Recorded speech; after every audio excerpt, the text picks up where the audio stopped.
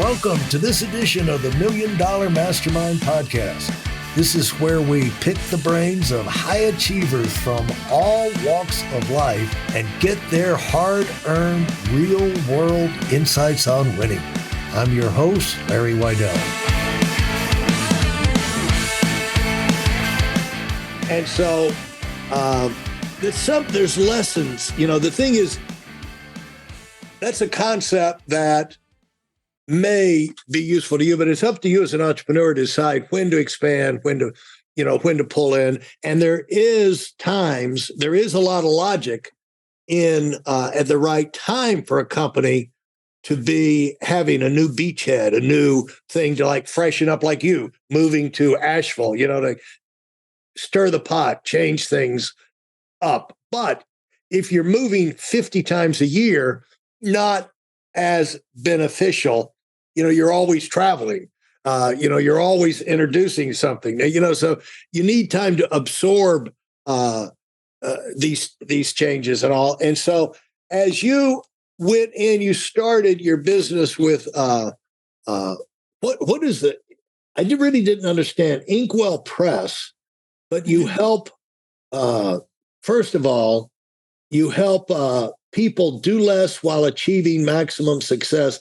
How can you have a company doing that? How does the company do that? Well, really, what I do is... Inkwell Press is the name of your company, right? That's the name of my company. I'm the founder of Inkwell Press. Mm-hmm. Yeah. And, I started that with that whole idea that I wanted to teach people how to be more productive, truly with that definition of productivity we talked about, not about doing more, doing what's most important. And I knew that I wanted to have the tools so they could do it. I think a lot of people talk about like, oh, you could do these things. And people are like, great, now I'm ready to take action. But how do I do that? And so I wanted people to have the tools in order to apply a lot of what I talk about in my podcast, in my books, in all these different ways. And so that's really why I wanted to start Inkwell Press. It's really this marriage too of what my strengths are. And that's why I started my business. I really focused in on what are my superpowers. What are your superpowers? Yeah. Well, one of my superpowers is being productive. Operations, those kinds of things just come very naturally to me. Why are you more productive? Why do you have a knack for productivity? I think sometimes there are things that we're just naturally gifted with. So I think there's some of that. But I think I took a lot of those lessons I learned, like when I was stirring that pot of spaghetti and trying to do all the things. And I very actively started applying it. But I've always had an affinity for productivity, for operations, for understanding how things work and breaking them down and streamlining them. I think for me, that's something I'm really passionate about. So I knew I had that as a superpower. I knew that. First of all, you looked at it as a thing to, as a thing. Because I think a huge percentage of the population goes through life and they don't even think about productivity. They think about doing a job. They think about, getting this done, getting, this task done in terms of being productive, in terms of thinking like an entrepreneur, or like a commissioned salesperson. How quick can I get all this done? If I can get this 10 done in an hour versus, all day to do that, I can, dramatically explode my income. That's entrepreneurial type, commission salesperson type thinking, but not everybody thinks that way as they're just growing up and how they look at tasks. It's one thing to look at that as a sales, but to look at tasks and how to, I'm stirring the pot, how can I, maybe I can get my 4-year-old to stir the pot while I go over here and do this or something, Yeah. Yeah. I mean, that's a whole nother conversation you can get into because I taught how to delegate to my children when they were young. Okay. Right? Oh, yeah. I outsourced laundry. How did I know? How did I know that? I don't do anyone's laundry. I don't even do my own laundry anymore. Explain that. Yeah. Well, I love things like automations. And automations to me, it sounds like it involves technology, but doesn't necessarily. Automations are things that happen automatically, so you don't have to think about them.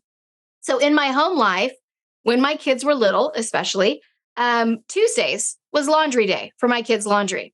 So one of the things that causes a lot of stress is laundry of all the things, right? Oh, we have no clothes. We're out of underwear. It causes a lot of stress. You got to wash them and you got to fold them too, Fold them too, right? Yeah.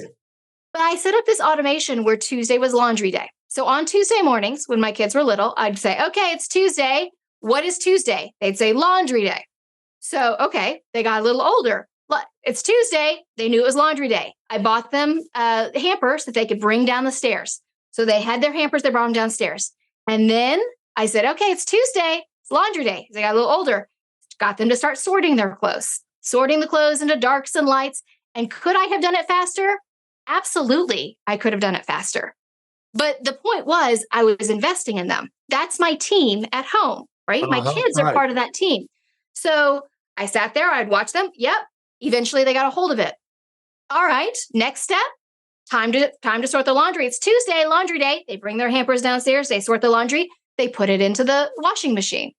And then eventually they're putting it in the dryer. And then they're folding their clothes. And this is why when my kids were little, I no longer did laundry. Like from the age of 10, my kids were doing their own laundry. My son's now in college at High Point University. And guess what? No question about whether he could do his own laundry. He totally felt competent. So I was giving him the tools to be an independent adult while I was giving myself the tools to be free of focusing on laundry, right? It's a win-win. And that's what delegation is. It's empowering others to step into their own greatness. That is fantastic. I think a lot of light bulbs have gone on with people listening there. And a lot of this has, and by the way, my son lives in High Point. He's got a place that backs up to the lake, High Point Lake. I love that. Yeah, we're big fans of High Point, a university run by an entrepreneur. So, okay. And so as you moved through this thing, how did you develop those strengths and expand on them? That's a good question. I think honestly, reflection is one of the best tools you can use, and it's free. Everyone can do it. I plug in and I pre-schedule 4 times throughout the year time for reflection, projection, and action, which is kind of, those are the steps for goal setting for me, is reflection, projection, and action. And really making sure that at least once a quarter, I am sitting down and giving myself a half day to stop and reflect back. Now, when I'm reflecting, I'm not beating myself up, but I am looking at what were the wins, what were the losses, what went well, what was terrible, what do I not want to repeat again? Because truthfully, when you know what you don't want, it's more powerful than knowing what you do. Yeah. Right. So when I look at the things I have not done well, the mistakes I've made, the accidents that happened, the bad hires, the bad fires, all of those things, I can grow from that. So actively taking the time to stop and assess where I am, how am I doing? Do I like where I am? That's a big question. Do I like where I am? Do I want to stay on the same path we're on, or do I want to shift trajectories? I think that's what's allowed me to really lean into what are my powers, because I'm regularly stopping and I'm checking in with myself. Mm-hmm. How am I doing? How's my team doing? How's this team member doing? How are we moving together as a group? Because that's what a team is. A lot of times we hear that concept of getting everybody on the bus. I don't believe it's a bus. It's a boat. Because if it's a bus, you know who's driving that bus? You are. And everybody else is just sitting in the back, right? Yeah. It's a boat and everybody has an oar and you're getting them to pull the oars and pulling in the same direction. You're the one in the back of the boat going left or right and helping them make sure they're turning the oars the right way. Yeah. So I'm checking, are we all turning our oars the same way? Do I like where our focus is? That's when I set our quarterly objectives. Once a quarter, I sit down, I do my reflection. Then I'm thinking to myself, okay, these are our top priorities for the quarter ahead. Okay, if these are our top priorities, these are your OKRs, your objective and key results. What are the things I want to see from each team member to make sure that we're all rowing the boat in the same direction? And it's going to be different from people in my marketing group versus people in operations versus people in the warehouse versus, right? So we're making sure that we're all aligned. That's my job as the leader. As the CEO, or what I like to say, the CVO, the Chief Visionary Officer, my job is to go up and out. And I need to look and I need to see the big picture. If I'm down in the trees, all I can see are trees. I got to get the forest view. So I'm zooming out. I'm taking a look. This is what it looked like in the past. This is where I want us to go. Then I come back and I report to my team. This is where we're all moving together. Yeah. And that's how you create synergy and alignment. That's how you make sure that you're moving forward in the direction you actually want to go. So I think that's, in a nutshell, how I know what my powers are and how I can lean more into them because I'm actively checking in on a regular basis. Great answer. Great insight. Tell me about good hires and bad hires. What did you learn from hiring? You're going to have both. Okay. You're going to have both.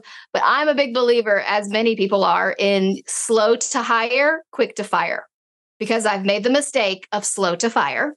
Yeah. And then, one poison apple poisons the whole group or whatever, wherever the saying is.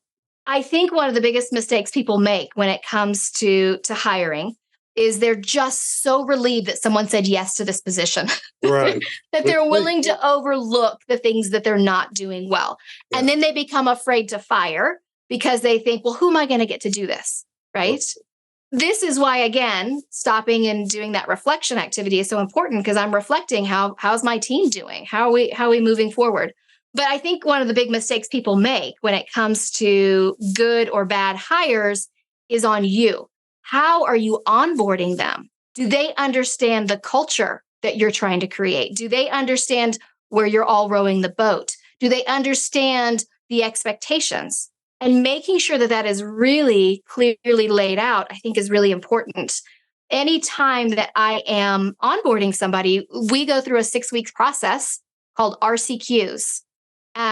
So I can walk you through it if you want. Yes. Yeah. I won't wait for your blog in Forbes. We'll go ahead and get that.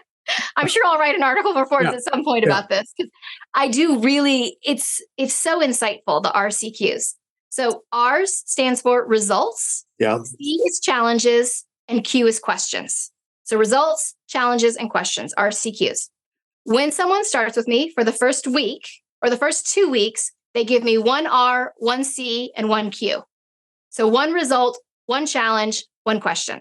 And then in weeks 3 and 4, they're going to give me 2 results. They can give me up to 2 challenges and up to 2 questions. Weeks 5 and 6, I want to see 3 results. They can give me up to 3 questions and 3 challenges. But the point of the RCQs is this.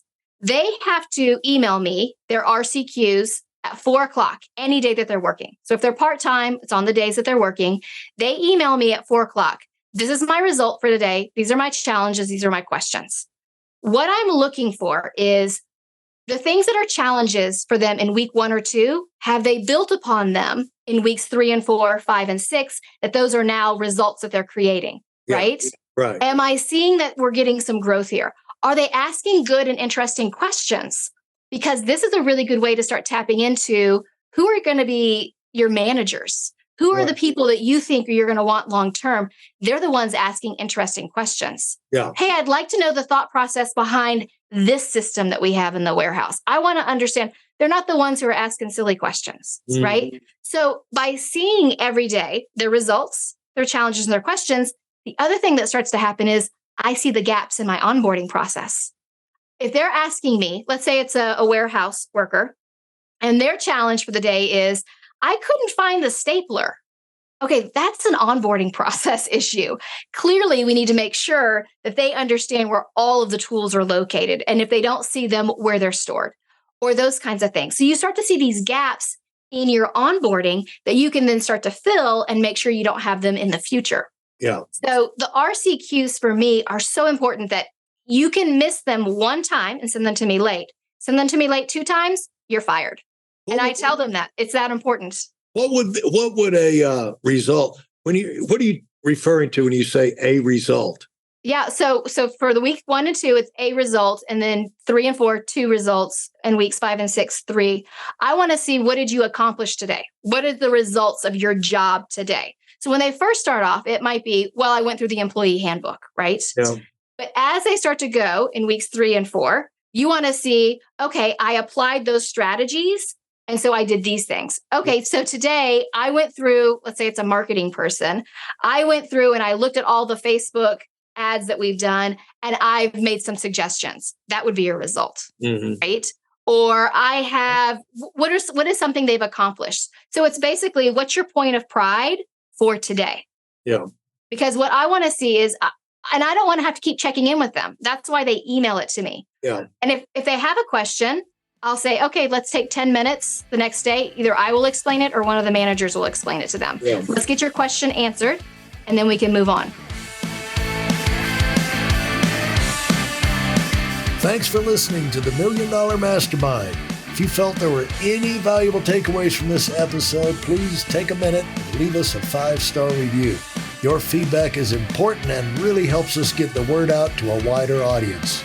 Remember, we have a valuable webinar that is absolutely free. Register for it right now at weidelonwinning.com. Thanks for listening.